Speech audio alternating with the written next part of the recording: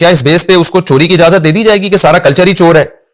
تو کبھی بھی جرم کی اجازت اس بیس پہ نہیں دی جا سکتی کہ آپ کا کلچر اس جرم کو پروموٹ کر رہا ہے. تو قرآن کہہ رہا ہے کہ یہاں بھی لوگ مانتے ہیں کہ توحید اصل ہے, اللہ کے سوا کوئی عبادت کے لائق نہیں, لیکن آخرت کا انکار کرنے والوں کے دل منکر ہوتے ہیں. اصولی طور پر تو توحید کی بات سن کر انسان کو خوش ہونا چاہیے, کیونکہ انسان بائی نیچر ایک کی اطاعت مانتا ہے, ایک کو محبوب بناتا ہے. وہ یعنی محبوب سے مراد جو خدا والی محبت ہے, وہ ایک کو دینے کا قائل ہے. بائی نیچر انسان کی فطرت توحید پر ہے, لیکن کلچر کی وجہ سے دل منکر ہونا شروع ہو جاتے ہیں, توحید کی بات اچھی نہیں لگتی. تو اللہ فرماتے ہیں وَهُمْ مُسْتَكْبِرُونَ, پھر یہ تکبر کرنا شروع کر دیتے ہیں. تکبر کا مطلب حق بات کا انکار. لا جرم ان اللہ یعلم ما یسرون وما یعلنون, خوب سمجھ لو اللہ تعالیٰ سب جانتے ہیں, جو یہ چھپا کے کر رہے ہیں, جو دکھا کے کر رہے ہیں, ان سب بدماشیوں کو, ان حالات کو اللہ جانتے ہیں, اور اللہ متکبرین کو پسند نہیں کرتے. تکبر کا کیا مطلب؟ حق بات کو انا کی وجہ سے نہ ماننا, ضد اور ہٹ دھرمی کی وجہ سے نہ ماننا, یہ بہت بڑا تکبر ہے, اور اللہ ایسے متکبرین سے محبت نہیں کرتے.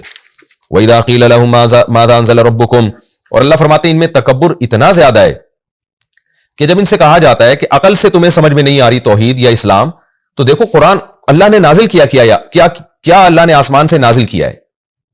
قرآن کو پڑھو, قرآن جیسی تمہیں کوئی کتاب نظر نہیں آئے گی جو تمہاری نیچر کو اپیل کرے, اور اس کی ایک ایک آیت گواہی دے رہی ہے کہ اللہ نے نازل کیا ہے. لیکن اللہ فرماتے ہیں کہ جب ان کو قرآن کا حوالہ دیا جاتا ہے, جب ان سے کہا جاتا ہے کہ بتاؤ تمہارے رب نے خود تو کچھ نازل نہیں کیا, ایسا تو نہیں ہے کہ تمہارے رب نے خود تمہیں گائیڈنس کے لیے کوئی کتاب نازل کی ہو, تو اس میں ذرا جا کے غور کرو. تو جب ان سے پوچھا جاتا ہے تو جواب میں کیا کہتے ہیں قرآن کے بارے میں؟ قالوا اساطیر الاولین, پرانے لوگوں کی قصے کہانیاں. مشرکین یہ لفظ خاص طور پہ استعمال کیا کرتے تھے کیونکہ تورات اور انجیل میں بھی اللہ نے قوم عاد قوم سمود کے واقعات بیان کیے, اور یہ واقعات باپ داداؤں سے چلے آ رہے تھے, کیونکہ یہ قومیں جب ہلاک ہوئی ہیں تو یہ تو ساری یعنی وہاں کے عرب لوگ جانتے تھے, تو یہ باپ دادا سے واقعات نقل ہوتے چلے آ رہے تھے. تو کہتے ہیں یہ تو کوئی پرانے قصے کہانیاں, اور اس سے زیادہ معاذ اللہ اس کی کوئی حقیقت نہیں ہے. اچھا, جب یہ ان سے لوگ جو پوچھتے تھے نا مشرکین سے, یہ ایک نیوٹرل قسم کے لوگ تھے جو ان سے پوچھا کرتے تھے.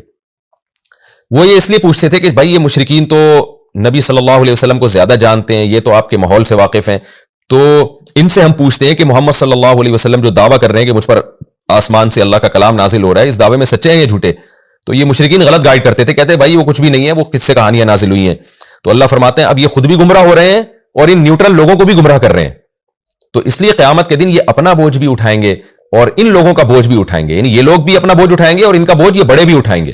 لیحملوا اوزارہم, یہ ایسی باتیں اس لیے کرتے ہیں تاکہ یہ اپنے کامل بوجھ کو بھی اٹھائیں قیامت کے دن. ومن اوزار الذین یضلونہم بغیر علم, اور بغیر دلیل کے جن لوگوں کو انہوں نے گمراہ کیا ہے, کیونکہ دلیل تو ظاہر ہے نہیں ان کے پاس, بغیر دلیل کے جو گمراہ کیا اساطیر الاولین کہہ کے, اللہ فرماتے ہیں کہ یہ ان کا بوجھ بھی قیامت کے دن اٹھائیں گے, ان پر دگنا عذاب ہوگا.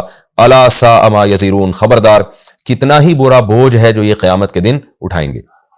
تو اس سے پتہ چلتا ہے کہ گمراہی بھی قیامت کے دن عذاب کا سبب بنتی ہے, اور دوسرے کو گمراہ کرنا